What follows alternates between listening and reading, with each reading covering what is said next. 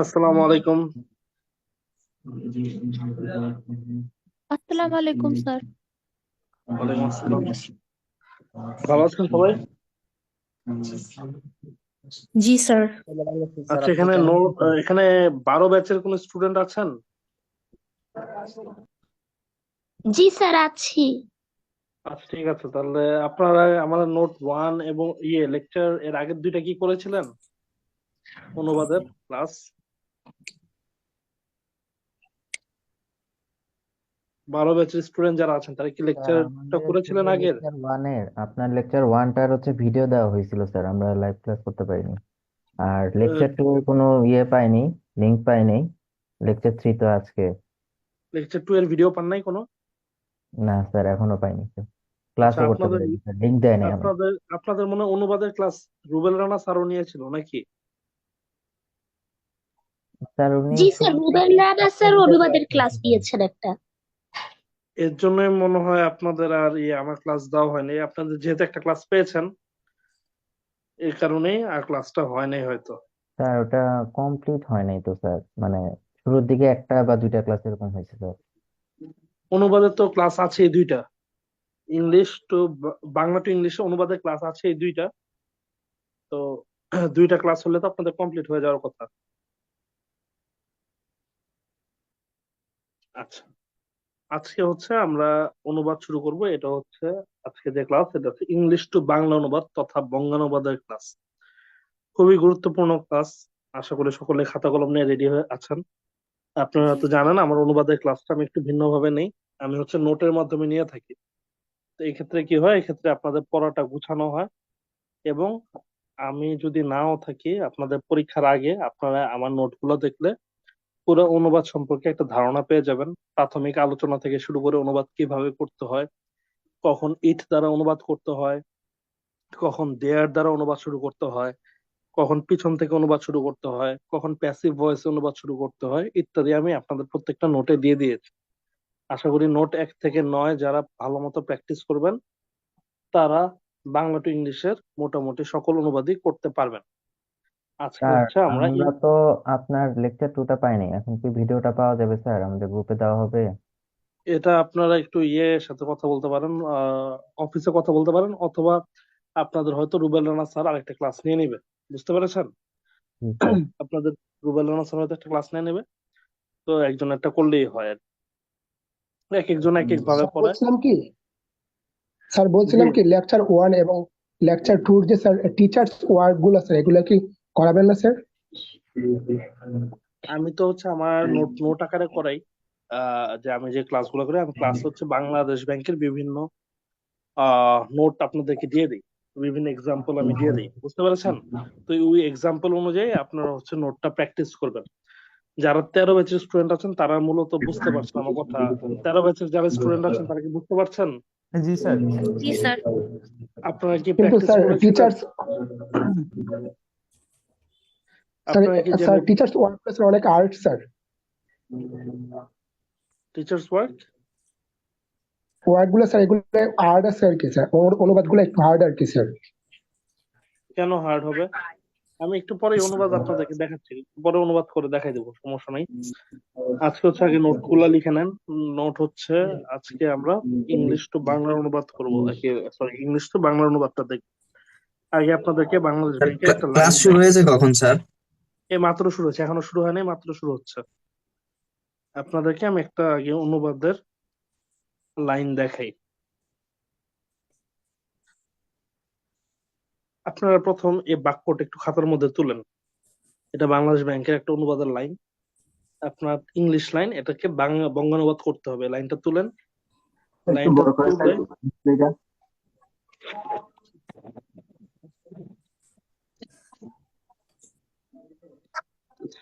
Solitary. এই লাইনটা তুলেন, এই লাইনটা তুলে এই লাইনটা একটু অনুবাদ চেষ্টা করেন।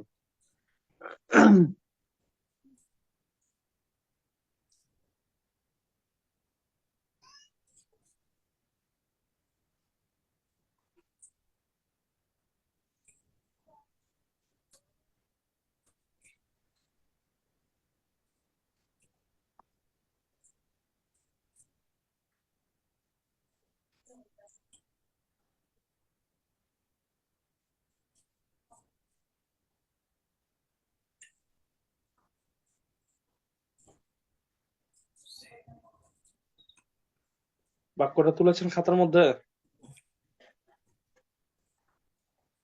জি স্যার। অনুবাদ করেছেন?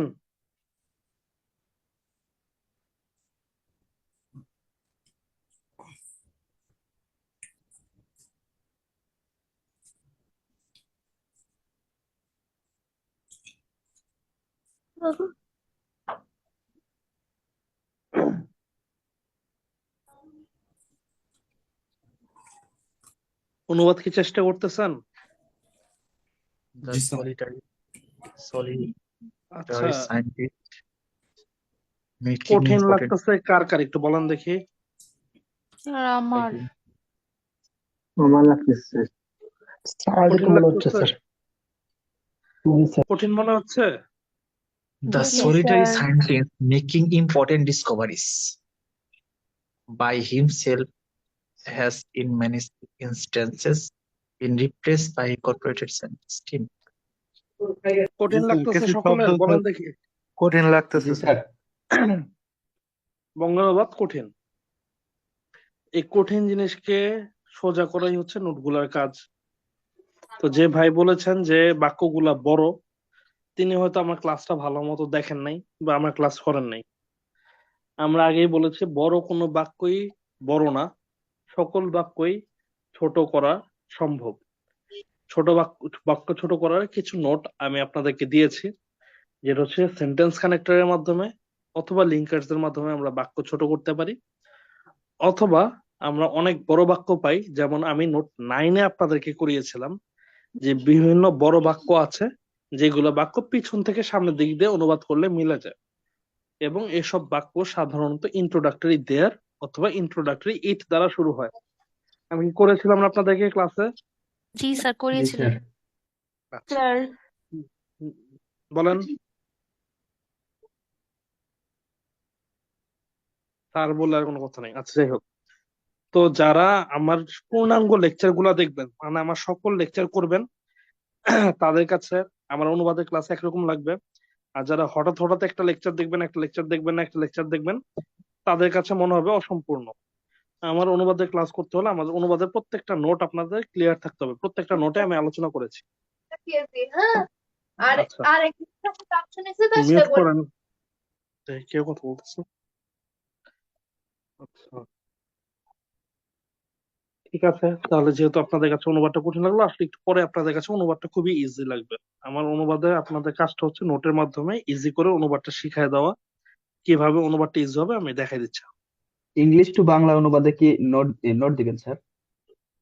হ্যাঁ, এখনই নোট দিচ্ছি, এখনই নোট দিচ্ছি। আপনারা একটু লেখা স্টার্ট করুন। প্রথম লিখেন নোট 1,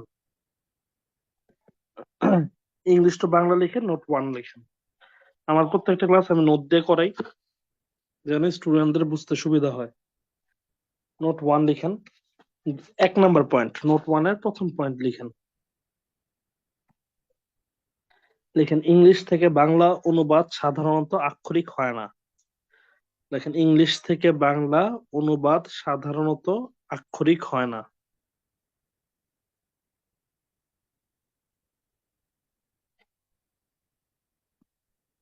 অধিকাংশ ক্ষেত্রেই একে ভাবানুবাদ করতে হয়।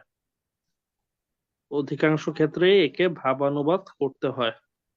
স্যার ইংলিশ থেকে বাংলা অনুবাদ সাধারণত আক্ষরিক হয় না।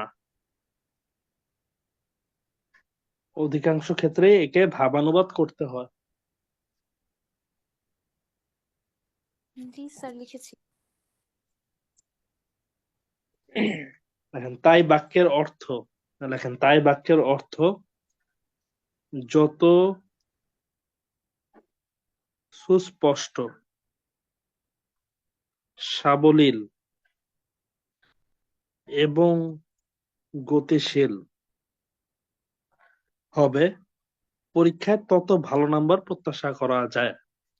পরীক্ষায় তত ভালো নাম্বার প্রত্যাশা করা যায়।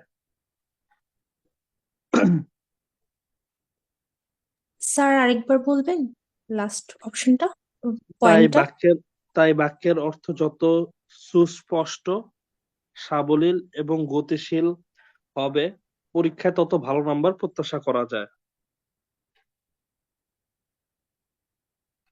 জি স্যার। লিখেছেন প্রথম কথাটা? জি সকলে স্যার ক্লিয়ার? লিখেছি। জি স্যার। আচ্ছা, দ্বিতীয় পয়েন্ট লিখেন। লেখেন অনুবাদ করার সময় নিজেকে একজন সংবাদ পাঠক মনে করতে হবে। অনুবাদ করার সময় নিজেকে একজন সংবাদ পাঠক মনে করতে হবে।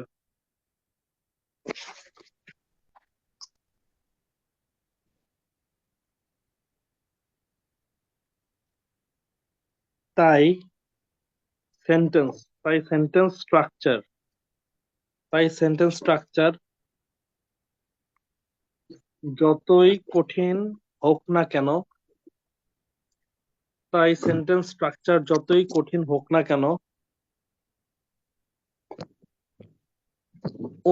অনুবাদের ভাষা হবে। তাই সেন্টেন্স স্ট্রাকচার যতই কঠিন হোক না কেন অনুবাদের ভাষা হবে ততই সুস্পষ্ট ও প্রাঞ্জল।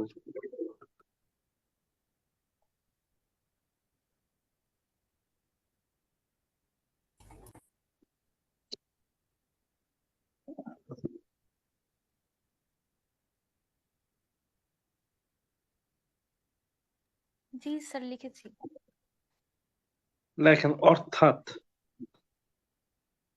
অর্থাৎ পাঠক অনুবাদটি দেখেন অর্থাৎ পাঠক অনুবাদটি পড়ার পর দ্বিতীয়বার চিন্তা করা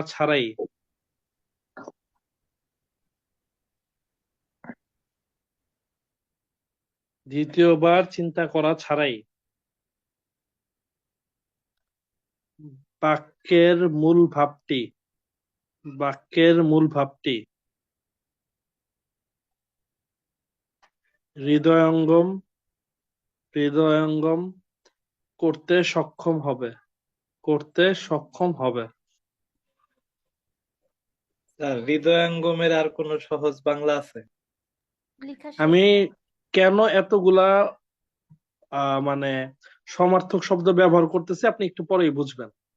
আগে লিখেন হৃদয়ঙ্গম করতে সক্ষম হবে মানে সহজেই অনুধাবন করতে পারবে। জি স্যার।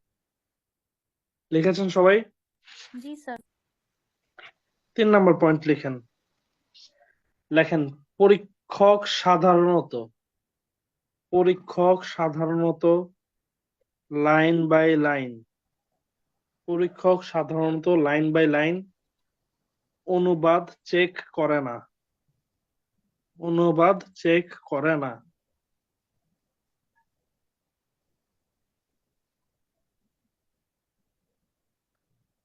বরং পুরো অনুবাদটি একবারে পড়ে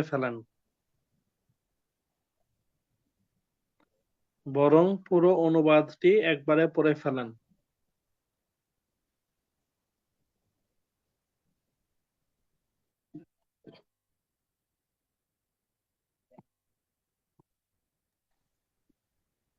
জি স্যার।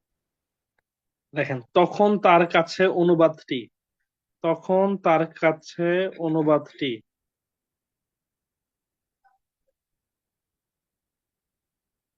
সুস্পষ্ট, সহজ ও বোধগম্য মনে হলেই ভালো নাম্বার দিয়ে থাকে।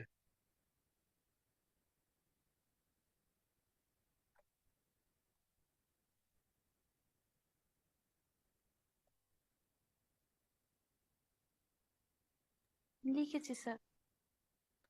লেখেন তাই অনুবাদের সাবলীলতা রক্ষার স্বার্থে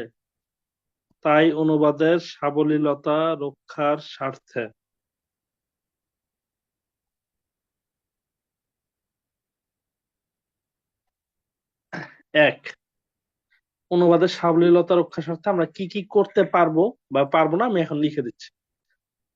লেখেন বাক্যের অর্থ, অনুবাদের সাবলীলতা রক্ষার স্বার্থে বাক্যের অর্থ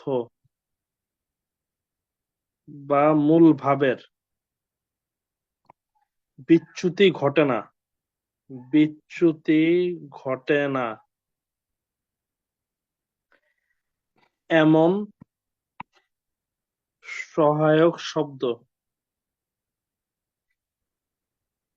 ব্যবহার করা যেতে পারে।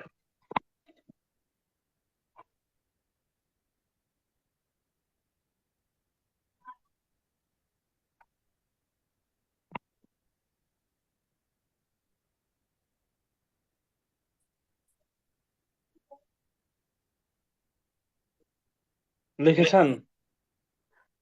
জি স্যার, লিখেছি।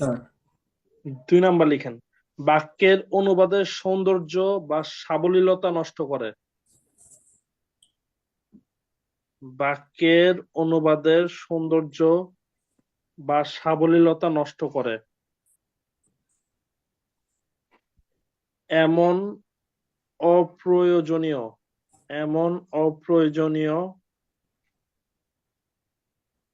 শব্দের অনুবাদ করা থেকে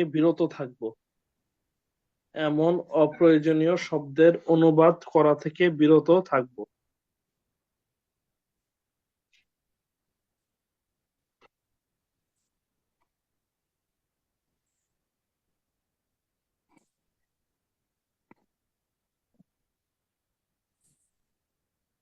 লিখেছেন?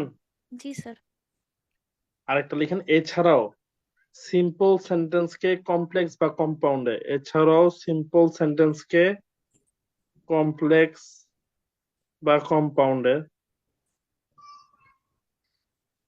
এবং কমপ্লেক্স বা কম্পাউন্ড সেন্টেন্সকে সিম্পল সেন্টেন্সে নিয়ে অনুবাদ করা যেতে পারে।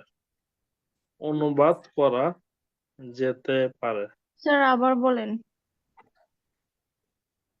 এছাড়াও সিম্পল সেন্টেন্সকে কমপ্লেক্স বা কম্পাউন্ডে নিয়ে অথবা কমপ্লেক্স বা কম্পাউন্ড সেন্টেন্সকে সিম্পল সেন্টেন্সে নিয়ে অনুবাদ করা যেতে পারে।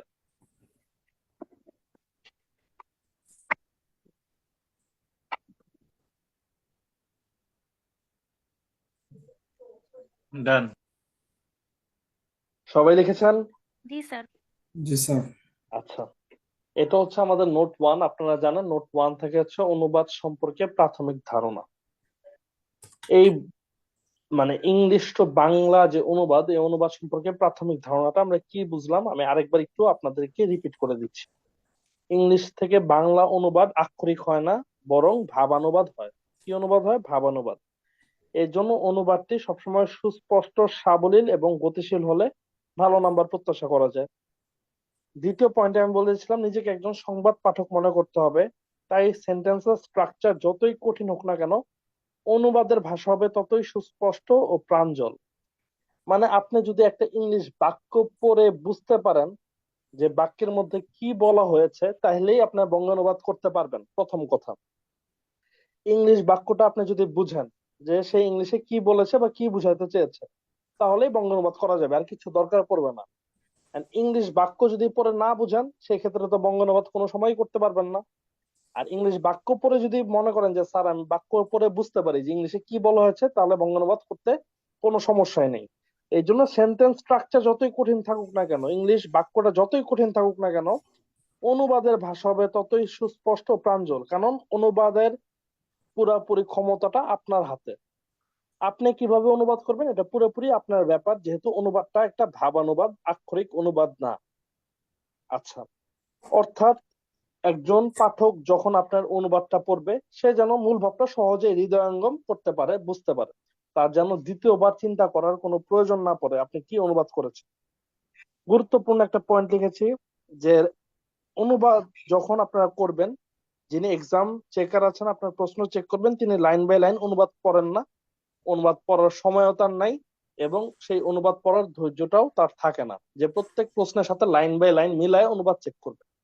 তারা কি করে, অনুবাদ চেক করে কিভাবে, তারা পুরো প্রশ্নটা প্রথম 2-3 বার পড়ে অনুবাদের প্রশ্নটা, এরপরে তারা প্রশ্ন দিকে ফিরেও তাকায় না, তারা খাতা নিয়ে বসে এবং অনুবাদটা একবারে পড়ে যদি দেখে যে অনুবাদটা মোটামুটি ইজি, সহজ সরল, সুস্পষ্ট, বোধগম্য, তাহলে একটা ভালো মার্ক দিয়ে দেয়।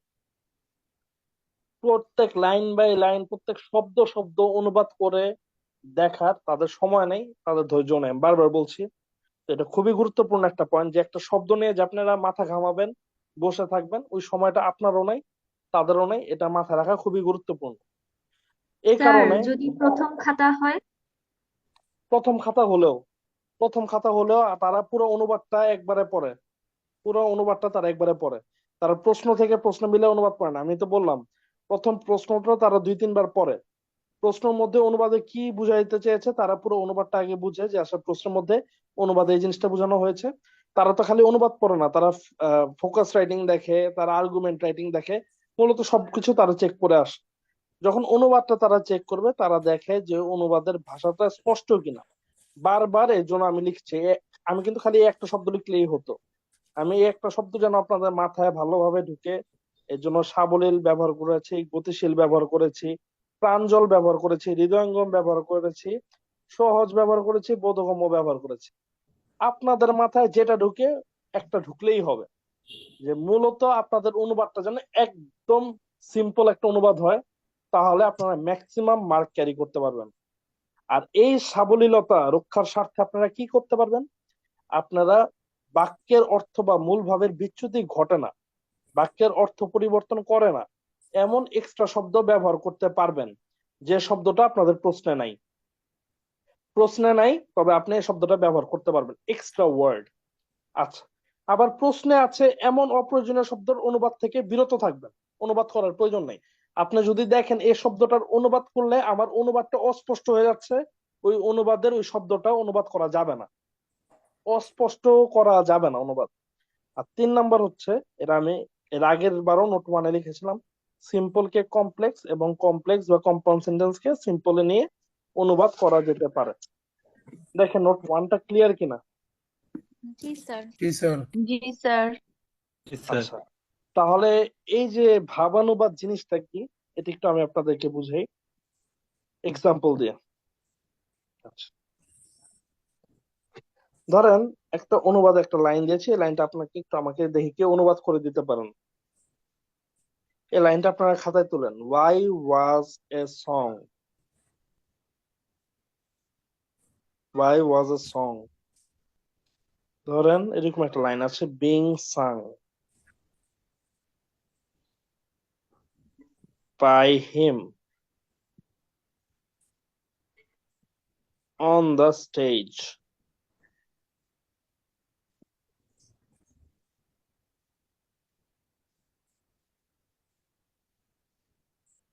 তাকে কেন স্টেজে গানটি গাইতে তাকে দ্বারা দেওয়া কেন হলো? স্টেজে গানটি গাওয়ানো হলো? একজন লিখেছে তাকে দ্বারা কেন স্টেজে গানটি গাওয়ানো হলো। আর কেউ কি আছে অন্য কোনো ভাবে অনুবাদ করেছেন? তিনি কেন স্টেজে গান তাকে কেন গানটি গান গাইতে গান দেওয়া হলো? তিনি কেন তাকে স্টেজে কেন গান গাচ্ছে? সে কেন স্টেজে গান গাচ্ছে? আপনারা অনেক তিনি ভাবে কেন গান করছিল? এই যে অনুবাদটা তিনি করেছেন, যে যিনি এই অনুবাদটা করেছেন তিনি এই অনুবাদটা অনেকটা আক্ষরিক অনুবাদ করেছেন। আমি যদি এই অনুবাদটা করতাম তাহলে আমি অনুবাদটা এভাবে করতাম যে সে কেন মঞ্চে গান গাচ্ছিল, সে কেন মঞ্চে গান গাচ্ছিল। জি স্যার, আমিও এটাই ভাবছিলাম, কিন্তু আচ্ছা অনুবাদের সাথে তো বলেন মানে দেখি, মিলতেছে না।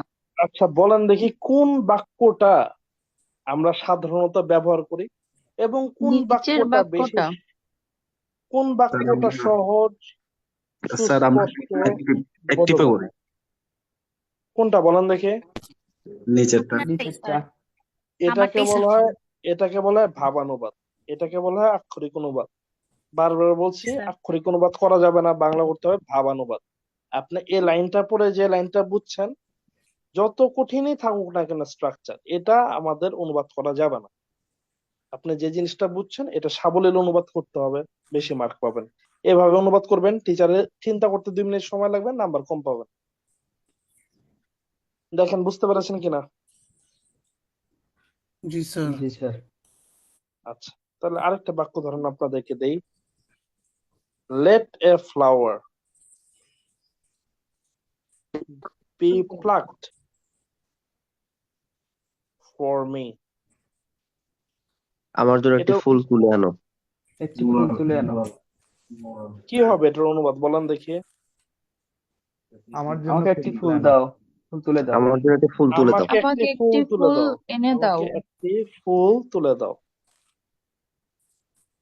দেখেন, এটা হচ্ছে ভাব অনুবাদ। আপনি যদি আক্ষরিক অনুবাদ করতে যান, আপনার অনুবাদ বিদঘুটে হয়ে যাবে, কোনো মার্কই পাবেন না। Let a flower be plucked for me, এভাবে অনুবাদ করতে হবে না। আপনি এটা যেটা বুঝছেন এটা বুঝে আপনার সাবলীল অনুবাদ করতে হবে, বোধগম্য অনুবাদ করতে হবে। অনুবাদক যেন দ্বিতীয়বার চিন্তা না করে, এরকম ভাবে অনুবাদ করতে হবে। নিজেকে একজন সংবাদ পাঠক মনে করে অনুবাদ করতে হবে। আমরা যখন পেপার পড়ি, পেপারের একটা লাইন যদি আমার বারবার পরে দেখতে হয় যে কি বুঝাইতে চাইছে, তাহলে এটা আর পেপার থাকলো না। আর ওই পেপার কোনোদিন বিক্রি হবে না, ওই পেপার কেউ কিনবে না। তো পেপার সংবাদ পাঠক এভাবেই পড়ে যে একবার পড়লেই যেন সে বুঝে যায় যে আসলে নিউজটা কি। এভাবেই আপনাদের লিখতে হবে, এভাবেই আপনাদের প্র্যাকটিস করতে হবে এখন থেকে। ধরেন, which is not incorrect, এটার অনুবাদ কি? ধরেন, কোনটি শুদ্ধ? কোনটি, ইনকারেক্ট হচ্ছে অশুদ্ধ, অশুদ্ধ নট হচ্ছে নয়, নয়, কোনটি কোনটা অশুদ্ধ অশুদ্ধ নয়। নয়। আর আমি লিখলাম কোনটি শুদ্ধ। দেখেন তো কোন অনুবাদটা ইজি? নিচেরটা। কোনটি শুদ্ধ? নিচেরটা স্যার, ওটাই কোন বলতে হবে। অনুবাদটা ইজি? নিচেরটা স্যার, কোনটি শুদ্ধ? নিচেরটা। নিচেরটা। কোনটি অশুদ্ধ নয়, এই যে আমি অনুবাদ করলাম, এটা আক্ষরিক অনুবাদ। আক্ষরিক অনুবাদ করা যাবে না। কোনটি অশুদ্ধ নয় বুঝতে সময় লাগে, কোনটি শুদ্ধ এটা বুঝতে কোনো সময় লাগে না। আমার অনুবাদ করতে হবে এভাবে। দেখেন, আক্ষরিক অনুবাদ এবং ভাবানুবাদ, এই দুইটা জিনিস ক্লিয়ার কিনা? স্যার জি বুঝতে স্যার। এখানে কি স্যার আক্ষরিক অনুবাদ করলে কি স্যার কেটে দিবে স্যার? আক্ষরিক অনুবাদ করলে মার্ক পাবেন না। স্যার এটা ইংলিশের ক্ষেত্রে প্রযোজ্য, মানে বাংলা থেকে না, ইংলিশে না, ট্রান্সলেশন ক্ষেত্রে। ইংলিশে, বাংলা থেকে ইংলিশের ক্ষেত্রে প্রযোজ্য না। আপনি ক্লাস করেন নাই? স্যার আমি এই মাঝখানে ক্লাস করি না, আমি একটু অসুস্থ ছিলাম। ক্লাস না করলে বুঝবেন না। আমাদের যদি বাংলা টু ইংলিশে ক্লাস না করেন তাহলে কিন্তু অনুবাদ বুঝবেন না। মানে বাংলা টু ইংলিশ, এটা আমি নোট 9টা দিয়েছি, 9টা নোট, নোট 1 থেকে নোট 9, সবগুলা নোট। আচ্ছা স্যার, নোটে এর মধ্যে যদি খালি এই 2-3টা নোট দেখেন, তাহলে কিন্তু সার্বিক অনুবাদটা বুঝতে পারবেন না। আচ্ছা, জি স্যার, আমি প্রিভিয়াস ক্লাসগুলো দেখে নিব। এবার হচ্ছে নোট 2 লিখেন। আমাদের ইংলিশ টু বাংলা তখনও নোট 2 করিয়েছিলাম, মানে বাংলা টু ইংলিশে এখনো নোট 2 করাচ্ছি। নোট 2টা হচ্ছে আমাদের অনুবাদ করার কৌশল। লেখেন, ইংলিশ টু বাংলা অনুবাদের সবচেয়ে বহুল ব্যবহৃত কৌশলটি নিম্নরূপ।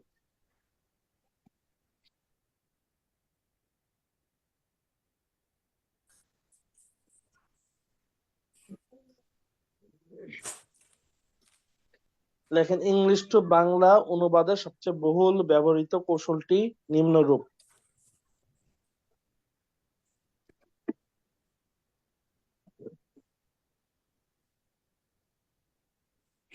লিখেছি। দেখেছেন? লেখেন প্রথম কথা। জি স্যার। লেখেন প্রথম কথা। অনুবাদের শুরুতে একসাথে লেখা যায়। লিখেন, অনুবাদের শুরুতে একসাথে লেখা যায় এমন ফ্রেজ গুলোকে, এমন ফ্রেজ গুলোকে, এমন ফ্রেজ গুলোকে আন্ডারলাইন করে ফেলবো, আন্ডারলাইন করে ফেলবো।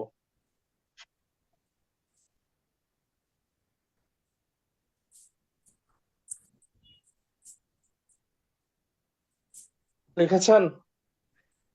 জি স্যার। জি স্যার। আমার যারা নোট 9 করেছিলেন মনে আছে নোট 9 যে আমরা ফ্রেজ আন্ডারলাইন করেছিলাম? জি স্যার। জি জি স্যার মনে আছে। ওইভাবে ফ্রেজ গুলোকে আন্ডারলাইন করে ফেলতে হবে। লেখেন ফ্রেজ সাধারণত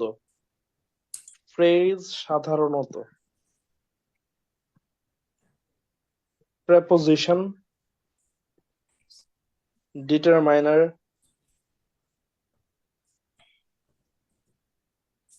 infinitive, gerund, participle ইত্যাদি দ্বারা শুরু হয়, ইত্যাদি দ্বারা শুরু হয়।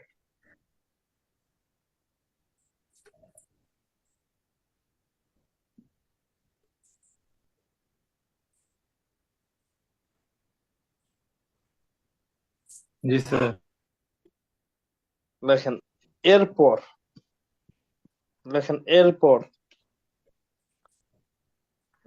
বাক্যের বাক্যের ফাইনিট ভার্ব, এরপর বাক্যের ফাইনিট ভার্ব এবং সাবজেক্ট, এরপর বাক্যের ফাইনিট ভার্ব এবং সাবজেক্টকে আইডেন্টিফাই করে, সাবজেক্টকে আইডেন্টিফাই করে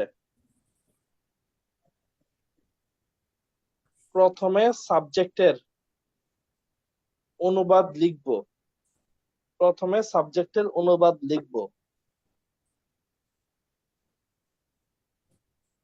কিন্তু ফাইনিট ভার্বের অনুবাদ লিখব না, কিন্তু ফাইনিট ভার্বের অনুবাদ লিখব না। স্যার একটু রিপিট করেন স্যার এটা। এরপর বাক্যের ফাইনিট ভার্ব এবং সাবজেক্টকে আইডেন্টিফাই করে প্রথমে সাবজেক্টের অনুবাদ লিখব, কিন্তু ফাইনিট ভার্বের অনুবাদ লিখব না। জি স্যার লিখেছি। লেখেন অতঃপর, অতঃপর বাক্যের শেষ দিক থেকে অনুবাদ করে ক্রমান্বয়ে বাম দিক থেকে অগ্রসর হলে, অতঃপর বাক্যের বাক্যের শেষ দিক থেকে, অতঃপর বাক্যের শেষ দিক থেকে অনুবাদ করে ক্রমান্বয়ে, অনুবাদ করে ক্রমান্বয়ে বাম দিকে অগ্রসর হলে,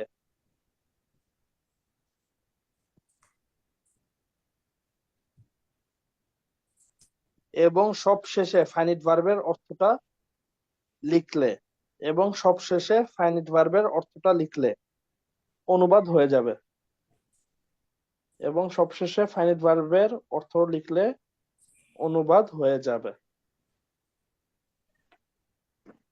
স্যার আরেকবার বলবেন অতঃপর থেকে? অতঃপর বাক্যের শেষ দিক থেকে ক্রমান্বয়ে অনুবাদ করে সামনের দিকে অগ্রসর হলে এবং সবশেষে ফাইনিট ভার্বের অনুবাদ লিখলে, অর্থ লিখলে অনুবাদ হয়ে যাবে।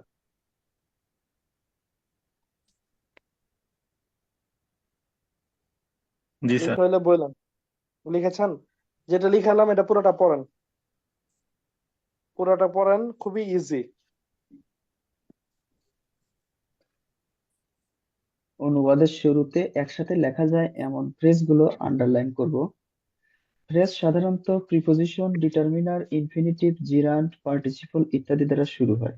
এরপর বাক্যের ফাইনাইট ভার্ব এবং সাবজেক্টকে চিহ্নিত করে প্রথমে সাবজেক্টের অনুবাদ লিখব, কিন্তু ফাইনাইট ভার্বের অনুবাদ লিখব না। অতঃপর বাক্যের শেষ দিকে থেকে অনুবাদ করে ক্রমান্বয়ে বাম দিকে অগ্রসর হলে এবং সবশেষে ফাইনাইট ভার্বের অর্থ লিখলে অনুবাদ হবে।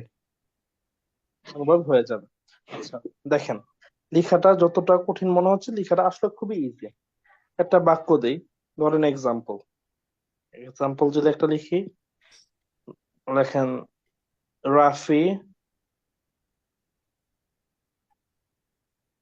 goes to school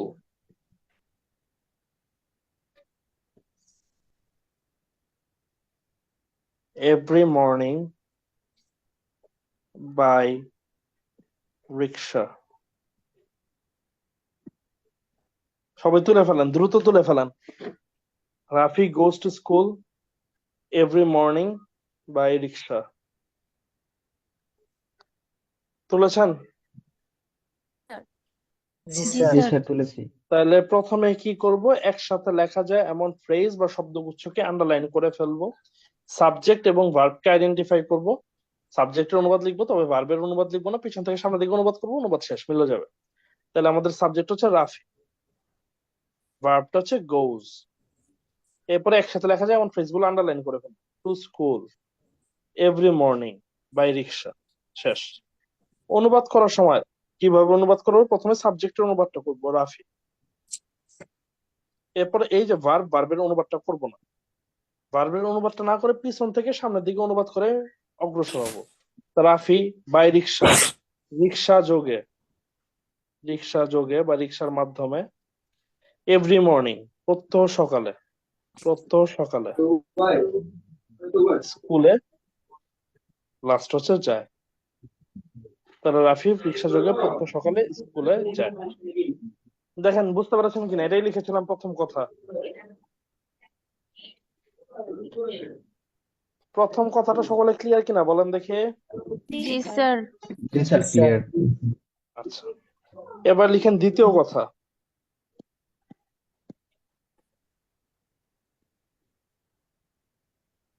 দ্বিতীয় কথা লিখেন সাবজেক্ট এবং ফাইনিট ভার্বের মাঝে, লেখেন সাবজেক্ট এবং ফাইনিট ভার্বের মাঝে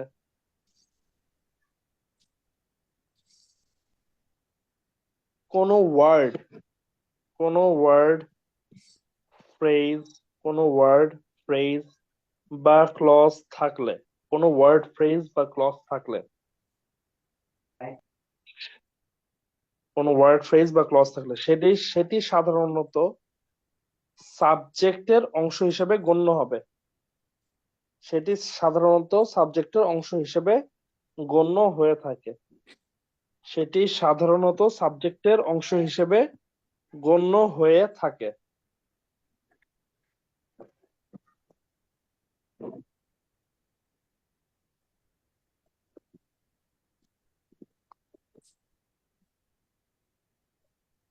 স্যার লিখেছি। দেখেন এই ক্ষেত্রে সাধারণত ফাইনিট ভার্বের ঠিক আগ থেকে, এই ক্ষেত্রে সাধারণত ফাইনিট ভার্বের ঠিক আগ থেকে অনুবাদটি শুরু করতে হয়। অনুবাদটি শুরু করতে হয়। স্যার এক্ষেত্রে এই ক্ষেত্রে সাধারণত ফাইনিট ভার্বের ঠিক আগ থেকে অনুবাদটি শুরু করতে হয়।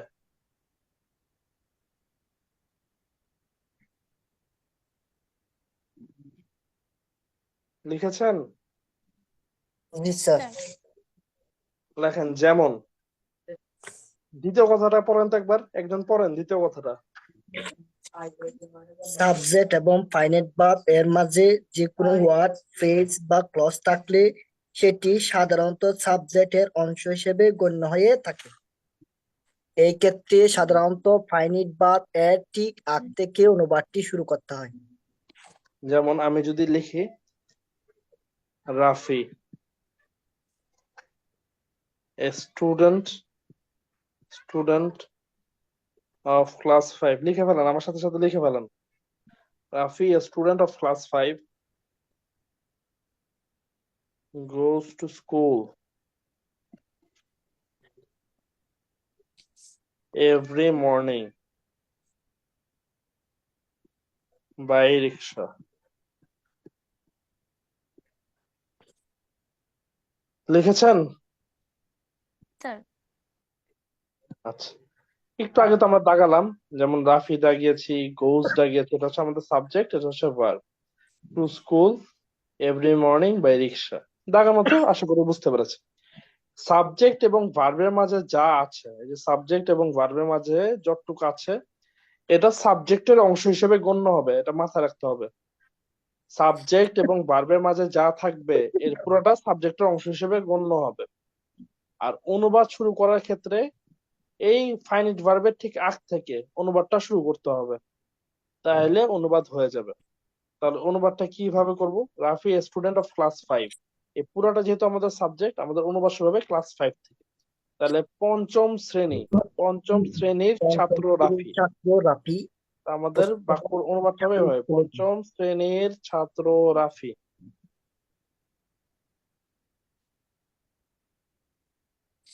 ভার্বের অনুবাদ তো লাস্টে করব। আবার লিখবো রিক্সা যোগে, রিক্সার মাধ্যমে, প্রত্যহ সকালে স্কুলে যায়। স্যার কমা দিতে হবে।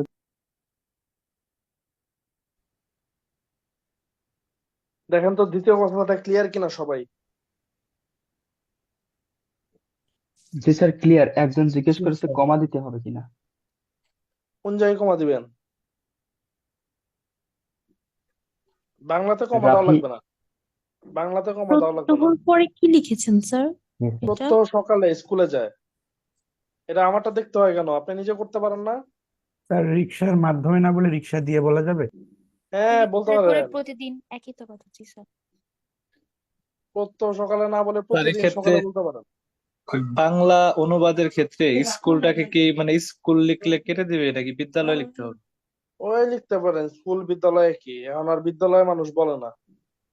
এখন আপনি গ্রামে গেলেও বলে স্কুল, বিদ্যালয়ে বলে না মানুষ।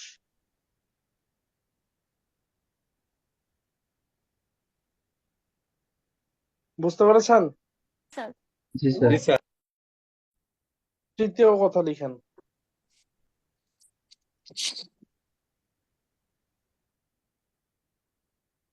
লেখেন এছাড়াও সাবজেক্টের পূর্বে কমা দ্বারা যুক্ত কোনো ফ্রেজ থাকলে, এছাড়াও সাবজেক্টের পূর্বে কমা দ্বারা যুক্ত কোনো ফ্রেজ থাকলে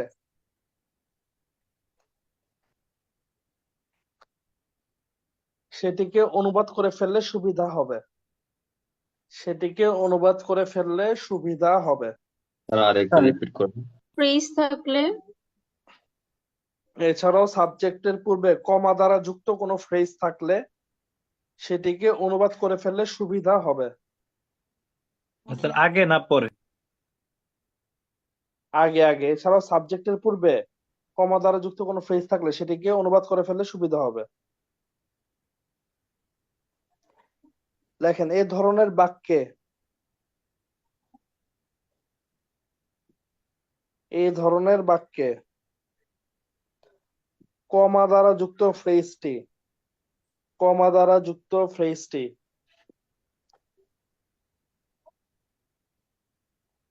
বাক্যের যেখানেই থাকুক না কেন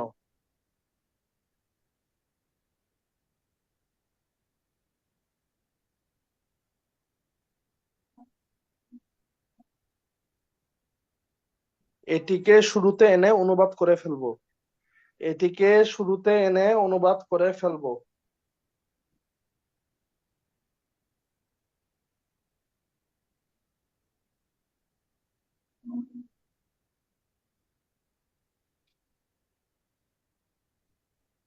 লিখা হইলে বললেন।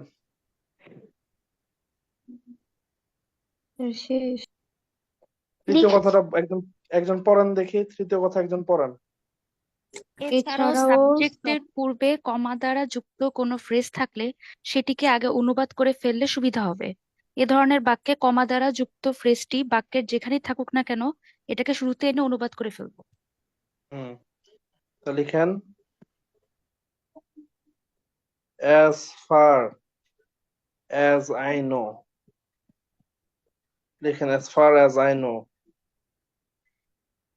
Rafi, a student of class 5, goes to school every morning by rickshaw.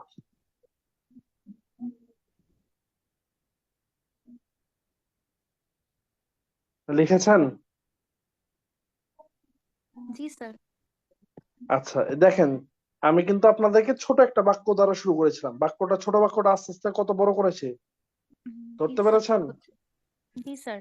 G sir. কিন্তু অনুবাদের স্ট্রাকচারটা কিন্তু পরিবর্তন হয় নাই। তাহলে আমরা আগে অনুবাদ করব কোনটার? As far as I know. As far as I নোর বাংলা কি? যত সম্ভব যাবে। যতদূর আমি জানি। আমি জানি। আমার জানা মতে, মানে বা আমার আমার জানা জানা মতে, মতো।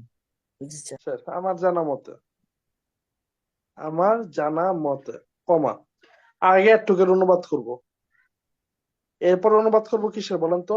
সাবজেক্টের। সাবজেক্ট কি? Rafi student of class 5। তাহলে আমার জানা মতে পঞ্চম শ্রেণীর ছাত্র রাফি রিক্সার মাধ্যমে প্রতিদিন সকালে স্কুলে যায়।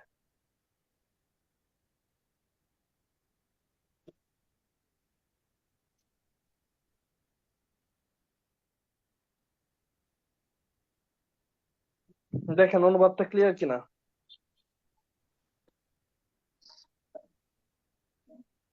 স্যার জি স্যার। নোট টুটা সবাই ক্লিয়ার? জি স্যার। স্যার এরপর নোট 3 লিখেন।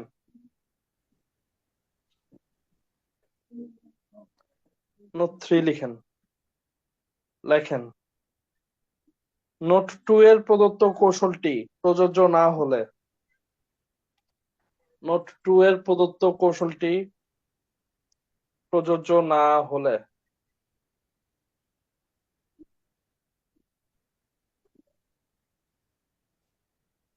সরাসরি বাক্যের শেষ দিক থেকে অনুবাদ করে, সরাসরি বাক্যের শেষ দিক থেকে অনুবাদ করে, সরাসরি বাক্যের শেষ দিক থেকে অনুবাদ করে ক্রমান্বয়ে শুরুর দিকে অগ্রসর হলে, ক্রমান্বয়ে শুরুর দিকে অগ্রসর হলে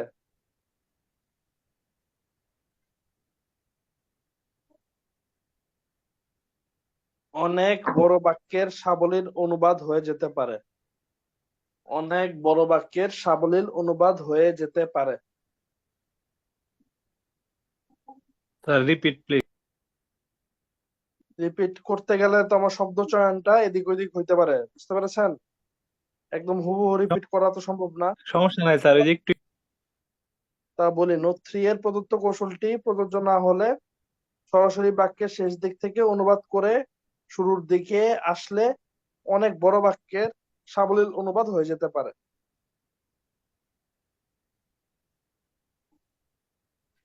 লিখ হইলে বললেন।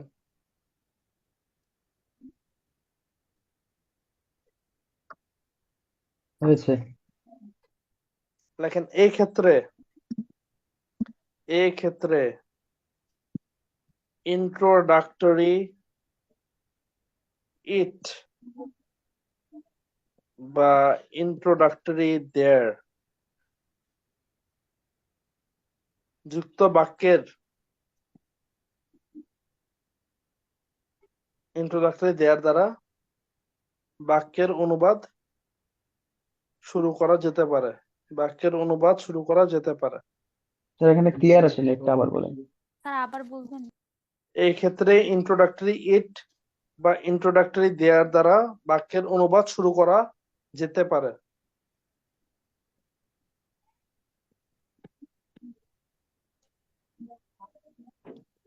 লিখ হইলে বললেন। জি স্যার। নোট 3টা পড়েন তো একজন।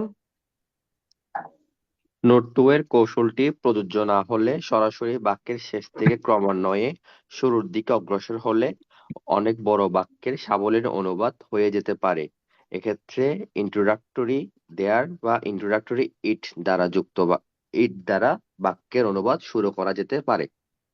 আমার ইন্ট্রোডাক্টরি ইট আর ইন্ট্রোডাক্টরি দেয়ার দ্বারা যে নোট দিয়েছিলাম ওইগুলো কি মনে আছে আপনাদের? জি স্যার। জি স্যার। স্যার জি স্যার। সকলের মনে আছে? জি স্যার। জি স্যার। মনে থাকলে ভালো। ধরেন বাংলাদেশ ব্যাংকে একটা বাক্য আসছিল, এই বাক্যটা একটু তুলেন দেখে।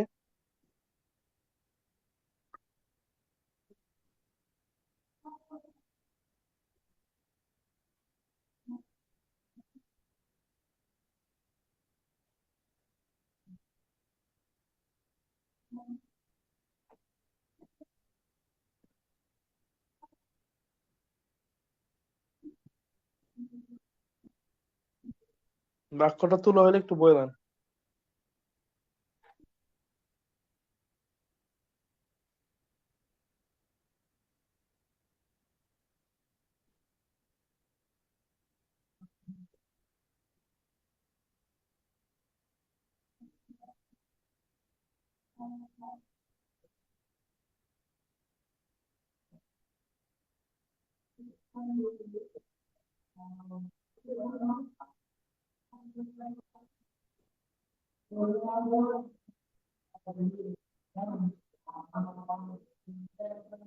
জি স্যার, লিখেছি।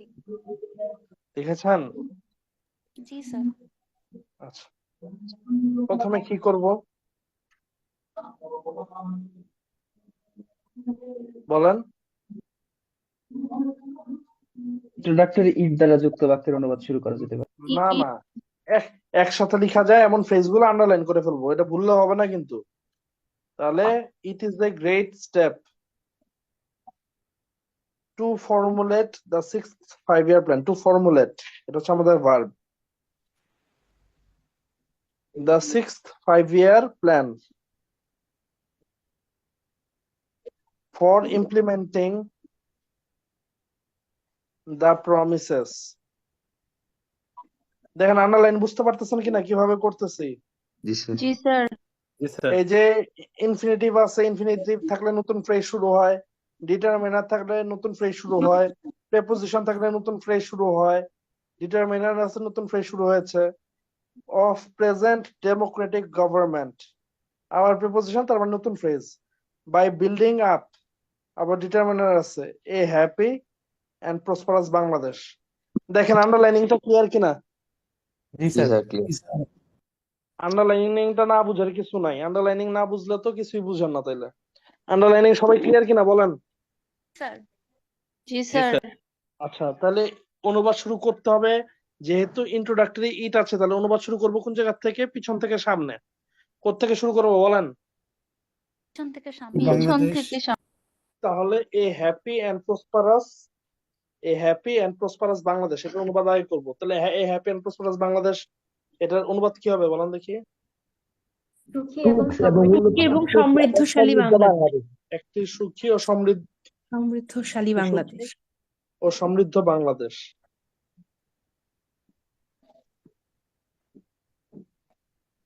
বাই বিল্ডিং আপ মানে কি? গঠনের জন্য। গড়ার মাধ্যমে। বাই মানে হচ্ছে মাধ্যমে, গড়ার মাধ্যমে বা তৈরির মাধ্যমে বা সৃষ্টির মাধ্যমে। অফ প্রেজেন্ট ডেমোক্রেটিক গভর্নমেন্ট, গড়ার মাধ্যমে। প্রেজেন্ট বাংলা হচ্ছে বর্তমান, বর্তমান বর্তমান গণতান্ত্রিক সরকার। গণতান্ত্রিক, গণতান্ত্রিক সরকারের। যেহেতু অফ আছে তাহলে র আসবে, গণতান্ত্রিক সরকারের। দা প্রমিসেস মানে কি? প্রতিশ্রুতিগুলো। প্রতিশ্রুতি। এখানে কি শপথ আসলে ওয়ার্ডটা সুন্দর যায় না প্রতিশ্রুতি ভালো যায় বলেন দেখে? প্রতিজ্ঞাবদ্ধ। প্রতিশ্রুতি ভালো যাচ্ছে। তাহলে বর্তমান গণতান্ত্রিক সরকারের প্রতিশ্রুতি ফর ইমপ্লিমেন্টিং, প্রতিশ্রুতি গুলো ফর ইমপ্লিমেন্টিং মানে কি? বাস্তবায়নের জন্য মানে স্যার। বাস্তবায়ন। আর ফর মানে হচ্ছে জন্য, বাস্তবায়নের বাস্তবায়ন জন্য। করতে। ফর মানে কি বলেন? জন্য, বাস্তবায়নের জন্য। জন্য। দ্য 6th 5-year প্ল্যান মানে ষষ্ঠ না পঞ্চবার্ষিকী, পঞ্চবার্ষিকী পরিকল্পনা।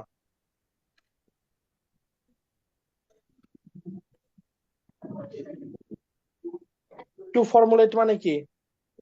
গঠন করতে। গঠন করার জন্য। গঠন করতে। ফর্মুলেট মানে হচ্ছে প্রণয়ন, জি স্যার, প্রণয়ন বা তৈরি। এ গ্রেট স্টেপ, একটি বড় পদক্ষেপ, একটি বড় পদক্ষেপ। দেখেন তো বুঝতে পেরেছেন কিনা? জি স্যার। এই লাইনটা যদি না লিখে দিতাম আপনাদেরকে, শুরুতে যদি বলতাম অনুবাদটা করেন, একজন অনুবাদ করতে পারতেন না।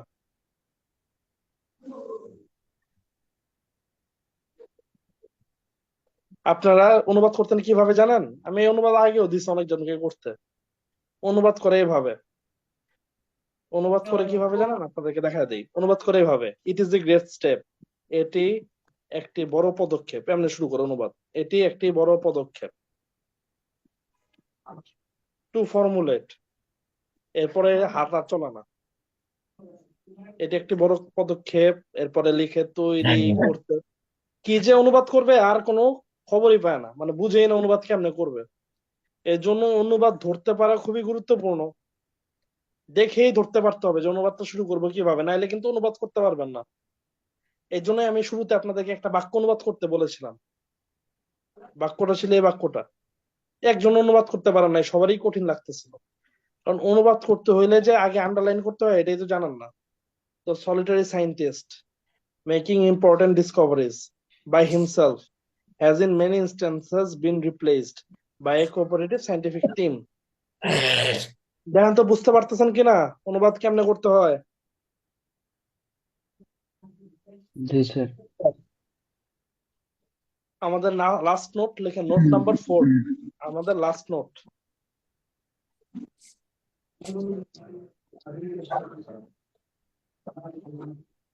লিখেন, নোট 2 এবং 3 কার্যকর না হলে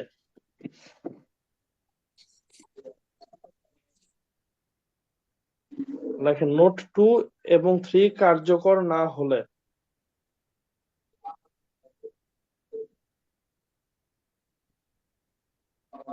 আমাকে শোনা যাচ্ছে?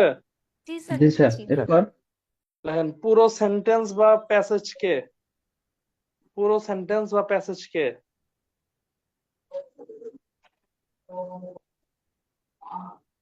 খুব ভালোভাবে পড়ে, পুরো সেন্টেন্স বা প্যাসেজকে খুব ভালোভাবে পড়ে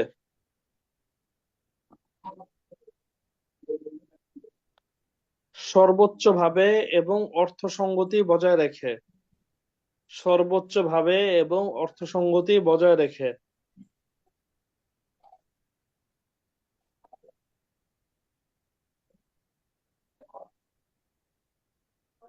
নিজের ভাষায় মূল ভাবটি লিখে দিব, নিজের ভাষায় মূল ভাবটি লিখে দিব।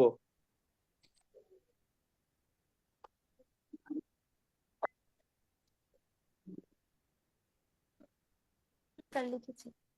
মূল লিখেছেন? ভাবটি কি বলবো? সে মূল সবাই ভাবের পরে ক্লিয়ার? কি বললেন? মূল ভাবটি লিখে দিব। জি স্যার, লিখেছি। আচ্ছা দেখেন তো, আমি কিন্তু এটা আবারও বলছি, ইংলিশ থেকে বাংলা অনুবাদটা কি ধরনের অনুবাদ বলেন দেখি? ভাবানুবাদ। ভাবানুবাদ। এটা কিন্তু একদম স্পেসিফিকলি কোনো নির্দিষ্ট হাতে ধরা নিয়ম নেই, বাঁধা ধরা নিয়ম নেই যে এভাবে অনুবাদ করতে হবে।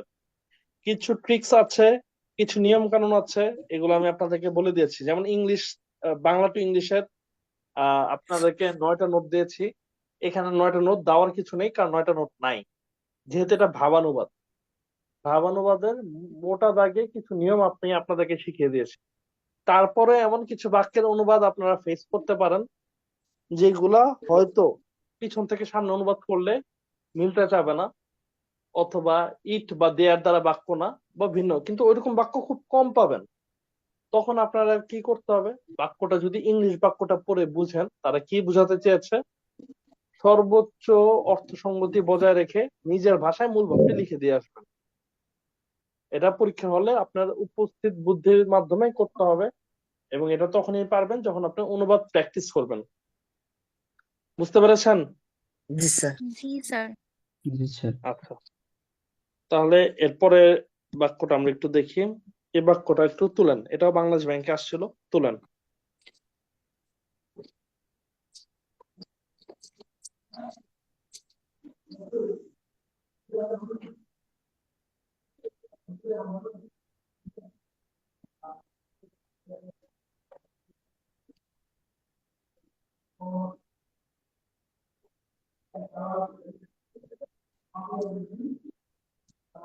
লিখে হলে বললেন।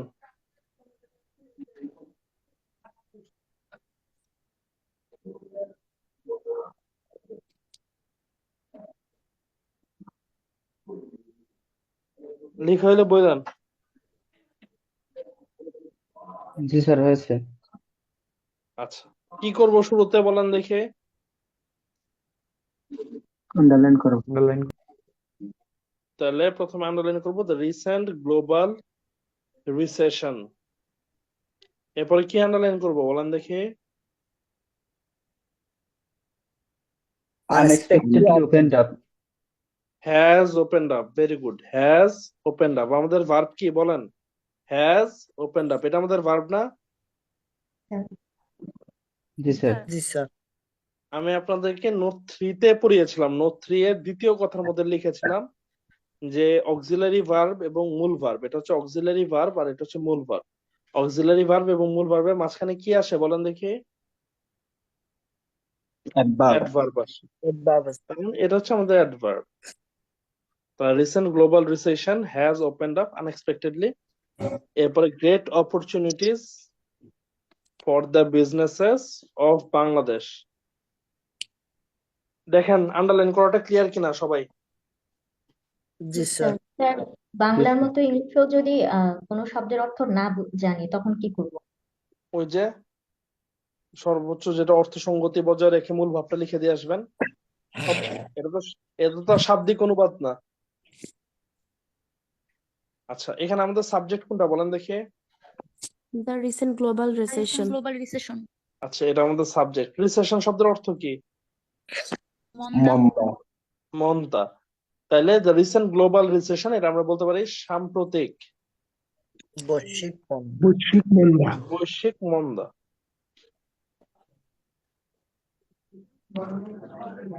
এরপরে কিসের অনুবাদ করবো বলেন দেখি?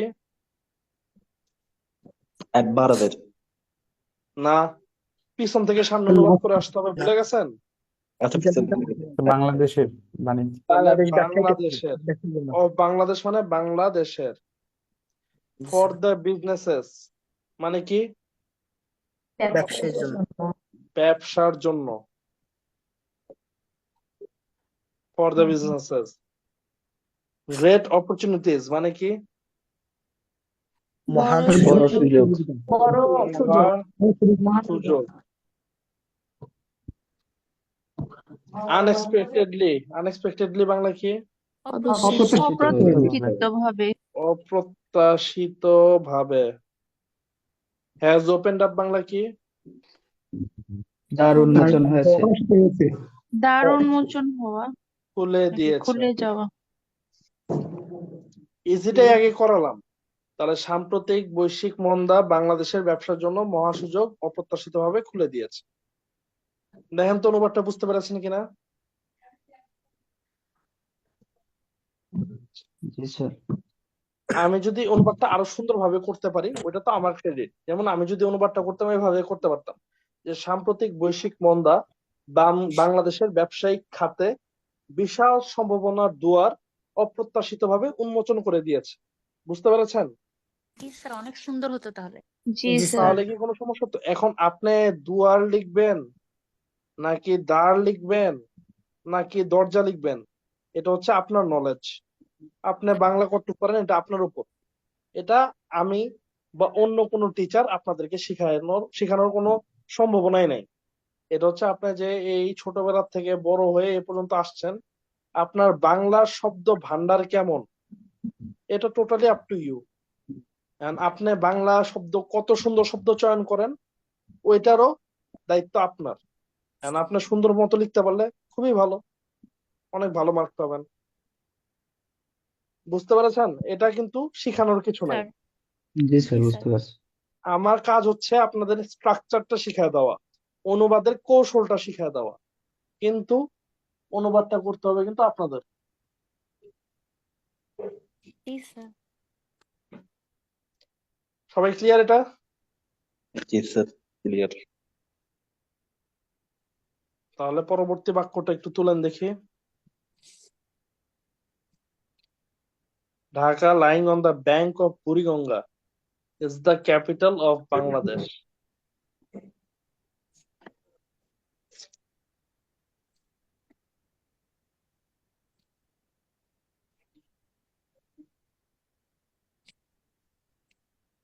লিখ হইলো বলেন।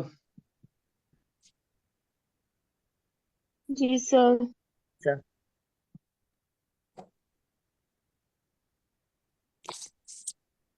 এখানে আমরা কি করব, আমাদের সাবজেক্ট কোনটা? ঢাকা।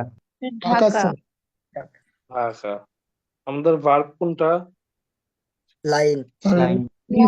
ইজ এটা হচ্ছে ভার্ব, ও ওই পাশে ইজ আছে। এটা হচ্ছে verb.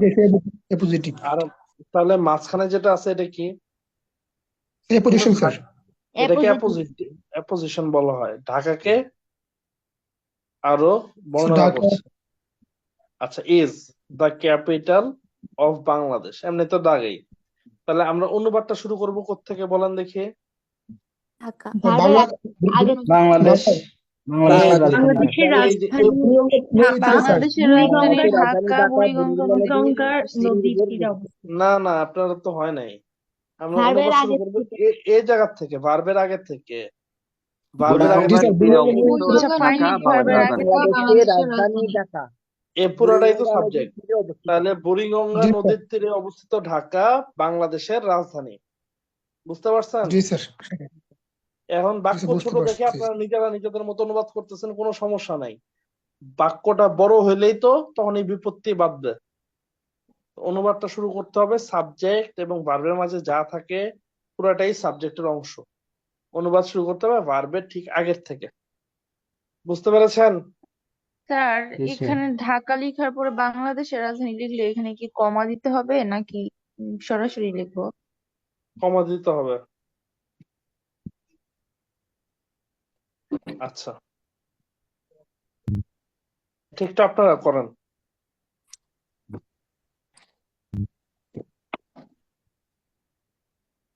A small notebook containing a short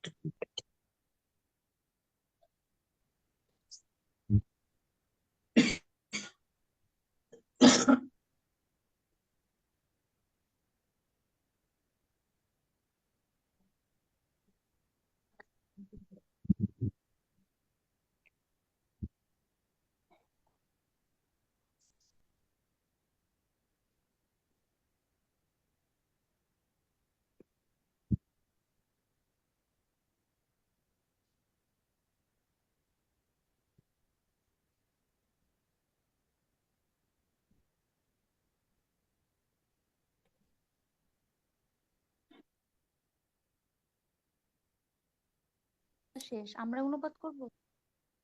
হ্যাঁ, অনুবাদ করেন।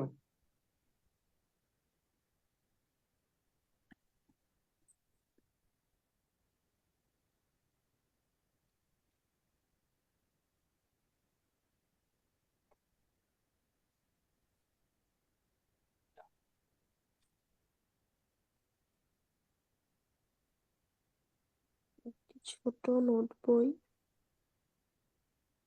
প্রতিদিনের কাজ বলেন দেখি কিভাবে করছেন, করতে পারছেন কিনা? দৈনন্দিন কার্যাবলীর তালিকা বিশিষ্ট ছোট নোটবুক উপকারী হতে পারে। ভেরি গুড, আপনি ধরতে পারছেন। হয়তো এক দুইটা শব্দ এদিক ওদিক হয়েছে, কোনো সমস্যা নেই। আমাদের সাবজেক্ট কি? Small notebook. সাবজেক্ট কি বলেন? A small notebook. Small notebook. Verb কোনটা? Will be. Will be. Will be. এরপর হচ্ছে ভেরি হেল্পফুল। আচ্ছা, তাইলে এই মূল ভার্ব এবং সাবজেক্টের মাঝে যা থাকে এটা কিসের অংশ হয় বলেন দেখি? Subject এর অংশ। সাবজেক্টের অংশ। সাবজেক্টের অংশ। তা সেই ক্ষেত্রে অনুবাদ শুরু করতে হবে কোত্থেকে? ইচ ডে থেকে। কোত্থেকে শুরু করতে হবে? ইটস ডে Each থেকে। day. Is day each day থেকে দৈনন্দিন পিছন থেকে প্রতিদিন। সামনের দিকে আগে এসে অনুবাদ করতে হবে। তাহলে ইচ ডে মানে হচ্ছে প্রত্যহ, দৈনন্দিন। টু ডু মানে হচ্ছে করণীয়,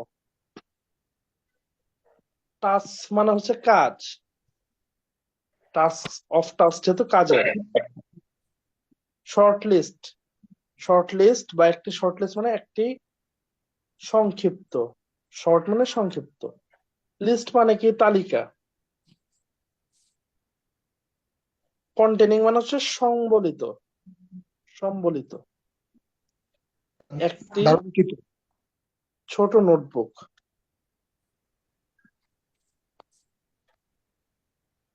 উইল বি ভেরি হেল্পফুল, বেশ গুরুত্বপূর্ণ লিখতে পারেন, কোনো সমস্যা নেই। উপকারী হবে। উইল বি মানে হবে। দেখেন তো বুঝতে পেরেছেন কিনা।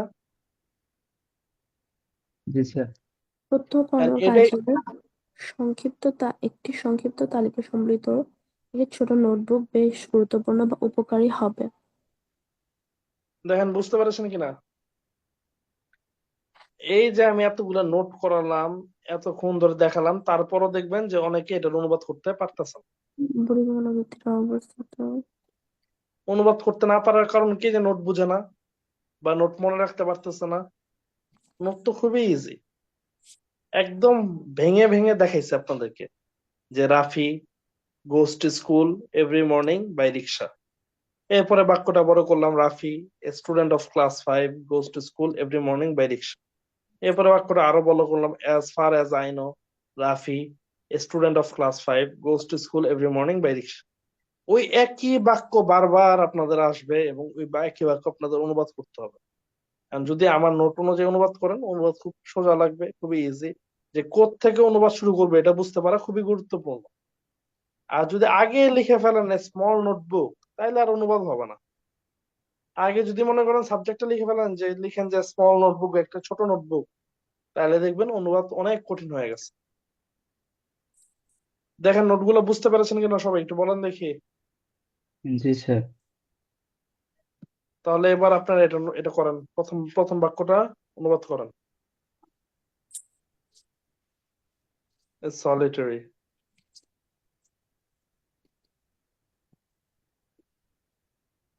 অনুবাদ করব কিভাবে বলেন দেখি, প্রথমে কি করব? Underline underline. আন্ডারলাইন করবো। Solitary একসাথে scientist লিখে ফেলা যায়। making important discoveries by important himself discoveries. has in many instances। এখানে আমাদের ভার্বটা কোনটা বলেন দেখি। স্যার এটা কি ভার্ব, হ্যাজ বিন রিপ্লেসড একসাথে করা যায় না? হ্যাঁ এটাই ভার্বটা হচ্ছে has been replaced, এটা হচ্ছে ভার্ব।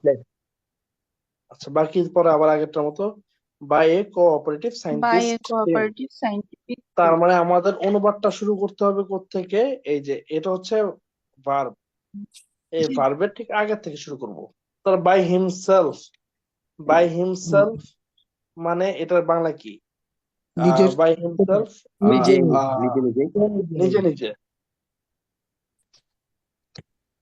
নিজে নিজে মেকিং ইম্পর্টেন্ট ডিসকভারিজ, এটা মানে কি? গুরুত্বপূর্ণ আবিষ্কার। আবিষ্কার। আবিষ্কার। আবিষ্কার।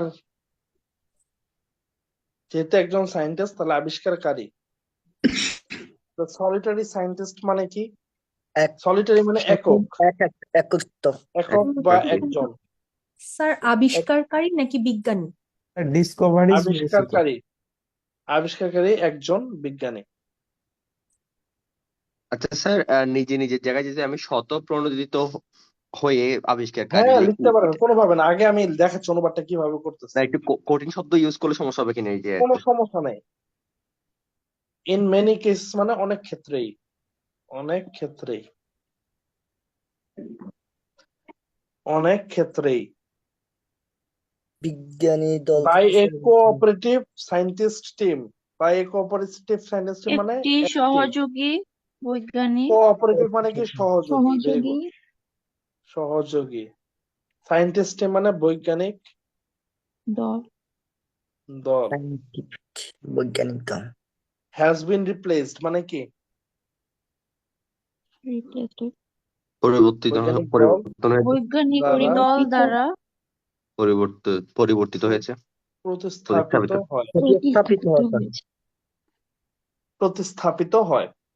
এটাকে যদি আমি আরো সাবলীল ভাবে বলতে যাই, সেক্ষেত্রে বলতে পারি এভাবে, এমন অনেক দৃষ্টান্ত রয়েছে যেখানে দেখা যায় একটি সহযোগী বৈজ্ঞানিক দল একক বিজ্ঞানীর স্থান দখল করে নিয়েছে।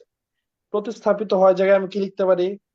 দখল করে নিয়ে দখল করে নিয়েছে। স্থান দখল করে নেওয়া। প্রতিস্থাপিত আসলে কি সুন্দর শব্দ না স্থান দখল করে নেওয়া সুন্দর শব্দ? স্থান দখল করে নেওয়া। তার মানে আমি যদি এই যে একদম শাব্দিক অনুবাদ করতে যাই, সেক্ষেত্রে আমার একটা মস্ত বড় ভুল হয়ে যাবে। বুঝতে পেরেছেন? আবার ধরেন আমি কি বলেছিলাম, যে বলেছি এমন অনেক দৃষ্টান্ত রয়েছে, ইন মেনি ইনস্টেন্সেস, এটার অনুবাদটা আগে করেছি। আমার যারা এর আগে নোট করেছেন, আমি বলেছি না এই ধরনের বাক্যগুলো আগে অনুবাদ করতে, মনে আছে? জি স্যার। জি স্যার। ইন মেনি ইনস্ট্যান্সেস, এটা যদি আগে অনুবাদ করি তাহলে আমি লিখবো এমন অনেক দৃষ্টান্ত রয়েছে যেখানে দেখা যায়, যেখানে দেখা যায় একটি সহযোগী বৈজ্ঞানিক দল একক বিজ্ঞানীর স্থান দখল করে নিয়েছে। দেখেন এর আগে যে লাইনটা লিখেছি আর এ লাইনটা লিখেছি, কোন লাইনটা আপনার কাছে বেশি বোধগম্য মনে হয় বলেন দেখি? এখনকারটা স্যার। এখনেরটা এটাই। বেশি ভালো হয়েছে। আচ্ছা, এখানের মধ্যে দেখেন এমন অনেক দৃষ্টান্ত রয়েছে যেখানে দেখা যায়, যেখানে দেখা যায় এটা কি আমাদের মূল বাক্যে ছিল? না স্যার। না, আমরা ইউজ এটা করি। আমি একটা অতিরিক্ত সহযোগী শব্দগুচ্ছ নিয়ে এসেছি। এই শব্দগুচ্ছ নিয়ে আসার কারণে আমার বাক্যের অনুবাদে কি কোনো বিচ্যুতি ঘটে, অর্থের বিচ্যুতি হয়? না স্যার। অর্থের বিচ্যুতি ঘটে না এমন সহায়ক শব্দ অনুবাদের ক্ষেত্রে নিয়ে আসা যাবে। এবং আপনারা নিজেরাই যেহেতু বলছেন এই বাক্যটা আরো সুন্দর হয়েছে, আরো অধিক বোধগম্য হয়েছে, তাহলে এই বাক্যের মার্কও আরো বেশি আসবে। দেখেন ক্লিয়ার কিনা? জি স্যার। নোটগুলো সবাই ক্লিয়ার? জি স্যার, ক্লিয়ার। আচ্ছা, আমি আপনাদের আজকে গ্রুপের মধ্যে একটা ইয়ে দিয়ে দিব, একটা আপনাদের ডেইলি স্টারের একটা প্রতিবেদন দিব। এই ডেইলি স্টারের প্রতিবেদনটা আপনারা অনুবাদ করবেন নোট অনুযায়ী। পরবর্তী ক্লাসে আমি অনুবাদের নোটটা দেখব, বুঝতে পেরেছেন? স্যার এটি কি ফেসবুক গ্রুপে জি স্যার। দিবেন? আমি এই যে আপনাদের এই যে যিনি আপনাদেরকে ক্লাসে লিঙ্কিং পাঠায় তাকে বলে দিচ্ছি, সে দিয়ে দিবে, এখনই বলে দিচ্ছি। এখন দেওয়া সম্ভব হলে এখন দেন, কারণ তাদের বক্সে দিয়ে দেন ব্যবস্থাপনা স্যার এত এখনই। খারাপ হয়ে গেছে এখন স্যার, কোনো সাড়া পাওয়া যায় না সঠিক এই সময়ে। যে মেসেজ এখনই গুলো আমি রিপ্লাই। এখনই দিয়ে দিচ্ছি। ও আপনাদের, আপনি বলছেন যে চ্যাট বক্সে দিয়ে দিতে। জি স্যার, তাহলে পরে আমরা হোয়াটসঅ্যাপ গ্রুপে শেয়ার করে দিতে পারবো। আচ্ছা, চ্যাট জি বক্সে দিয়ে স্যার, দিবে না এটা ফেসবুক করলেই গ্রুপে দিয়ে ভালো দিবে? হয়। আমি তো আপনাদের ফেসবুক গ্রুপে স্যার নাই। চ্যাট বক্সে স্যার দিয়ে দেন। এখানেই দিয়ে দেন স্যার। চ্যাট বক্সে দিয়ে দেন স্যার, তারপর আমরা স্যার এখানে আমরা দেন হোয়াটসঅ্যাপ স্যার। গ্রুপে দিয়ে দিব। আচ্ছা আচ্ছা, দাঁড়ান একটু অপেক্ষা করেন, আমি চ্যাট বক্সে দিয়ে দিচ্ছি। আমাদের এখানে দিয়ে দেন, পরে ওনাকে দিয়ে দিলেও হবে। স্যার নোট তাহলে 4টাই ছিল, আপনি মনে হয় বলেছিলেন 5টা। না না, 5টা না 4টা না, নোট 4টা। আচ্ছা, আমি এই তাহলে নোটগুলোর আপনাদেরকে কি কোনো পিডিএফ নাই? নোটের পিডিএফ আবার কেমন থাকবে? আপনারা যে তৈরি করা এই নোটগুলো। আর আমরা নোট লিখে এটা পুরো, স্ক্যান করলে এটা পিডিএফ হয়ে যাবে। নোট আমার মাথায়। স্যার এই আর ইংলিশ টু বাংলা কি ক্লাস আর একটা নিবেন আপনি? English to Bangla, English to Bangla কি আমি জানি না তো, একটা ক্লাস কার দিবে, আমাকে দিবে না অন্য কাউকে, কারো ক্লাস দেবে? স্যার আপনার তো আরেকটা ক্লাস না, আছে আমাদের আমাদের সাথে। রুটিনে দেওয়া রয়েছে, এজন্য জিজ্ঞেস করলাম। জি জি, আমি নিয়ে নিবো না তাহলে, রুটিনে আমার দেওয়া থাকলে আমি নিয়ে নিবো না।